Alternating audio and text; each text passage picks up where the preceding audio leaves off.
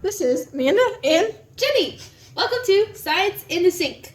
Today we're going to study the dynamics of our water temperature coming out of our sink. To start the experiment, turn the cold water knob 25%.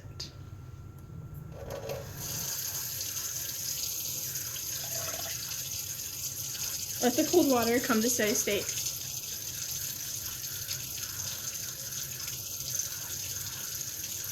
Our first system will be controlling the hot water temperature from 0% to 50% open.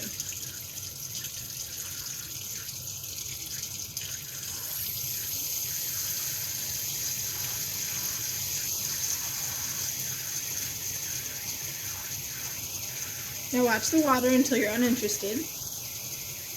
And move on to your second system, 50% to fully open.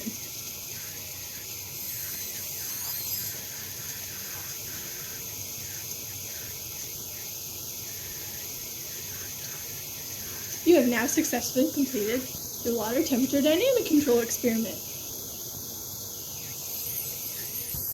Starting with looking at the data for System 1, where we went from 0% to 50% open on our hot water handle for our faucet, looking at the temperature change over that time, we're going to first assume that it is a first order plus dead time system, giving the standard equation shown. And here we want to look for the time constant tau and K, which is the gain in dynamics. To find K, we need to look at the change in the process variable and the change in our controller output. The change in our process variable was 40 degrees Fahrenheit, and the change in our controller output was 50%. This gives us our K of 0.8 degrees Fahrenheit per percent. Are you gonna see my... Now to find our tau, our time constant, we take our total change in our process variable, 40 degrees Fahrenheit, multiply that by 0.632, the time for one time constant, and this gives us about 26 degrees Fahrenheit. We add this to our starting temperature of 63 degrees. We go over to our graph at 89 degrees Fahrenheit, go across to where it hits our curve, down to look at the time axis, and the time between 19 seconds and our dead time is tau, giving a time constant of 7 seconds. The time from when we made our step change to when we started to actually see the change in the data, that is our dead time, and for System 1, it was 2 seconds. So this is the data from our second system, which was the sink knob moving from 50% open to all the way open.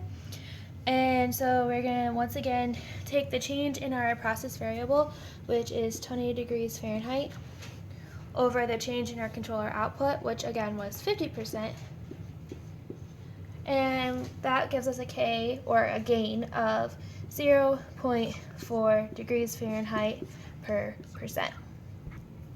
Next, for our time constant, we're going to take that 20 degrees Fahrenheit again and multiply that by 0.632, which is the time for one time constant.